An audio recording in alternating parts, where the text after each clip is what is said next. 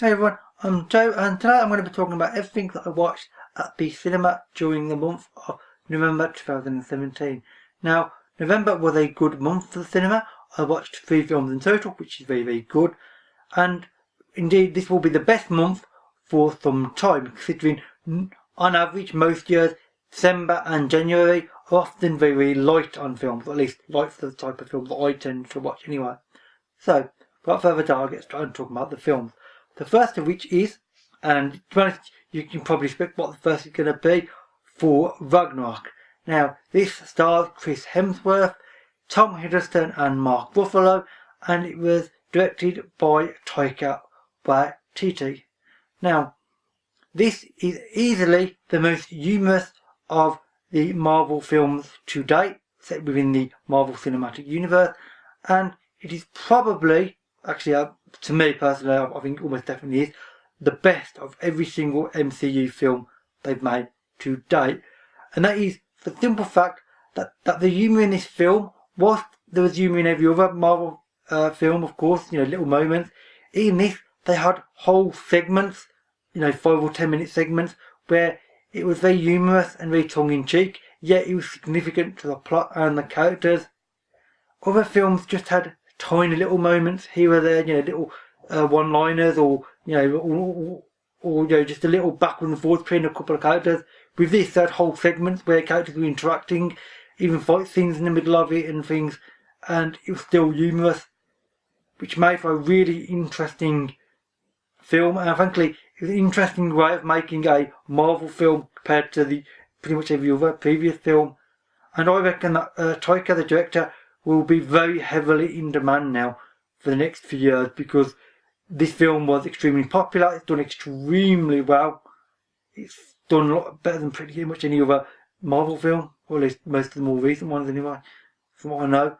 So I reckon he'll be now, everybody will be asking him to direct everything now, frankly, for a while, if possible. So, and I'm hoping though he'll do more Marvel films at some future point. Which ones I don't know, because obviously the next few Marvel films, of course, are already primarily done, for instance, and even the ones that's just after that, I think they've already pretty much established who's going to be in them and what they're doing with them. So hopefully though they can include him again, because he did a really good job with this film, and I just love this film. If you like the Marvel films and the old Avengers idea, watch this film, frankly. The second film that I watched was Murder on the Orient Express. This stars Kenneth Branagh as Hercule Poirot. It also has Johnny Depp as the main sort of bad guy and main sort of criminal of the movie, and also has Daisy Ridley of Star Wars fame, of course. And it's also directed by Kenneth Branagh as well, so he's the star and the director of it. And overall, I liked this. Now, Kenneth Branagh cannot compare, to my mind, to David Suchet, and all the episodes that he filmed for the BBC, because David Suchet filmed every single Hercule Poirot episode book there is.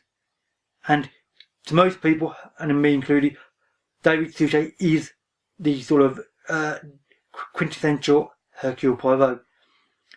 Kenneth Branagh does a good job with the film as a rule, and he does a fairly decent job with Poirot, but it doesn't quite come off correctly in certain little ways. I mean, at the time when I watched it, I mentioned it on Twitter. I think at the time I was a bit more excited by it than what I am now.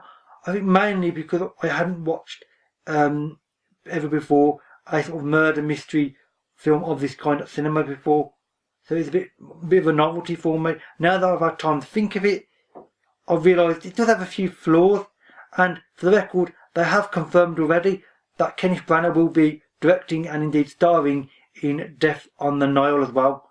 So there will be a second Poirot film with him in before much longer. It should be interesting. I think actually Death on the Nile will be better, because they'll realise the little flaws that they did with this one, and they'll improve it and make it more refined for Death on the Nile. So I reckon that will be a much better film.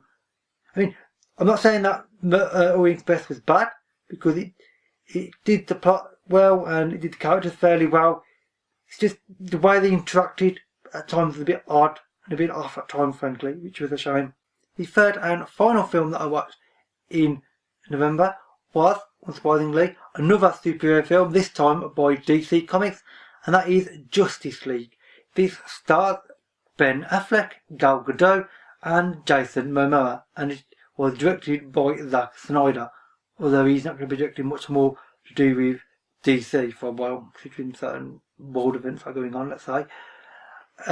Now, this has had a very mixed reception, frankly, and indeed the other previous DC films generally have, other than Wonder Woman, which I watched earlier this year, which was fantastic.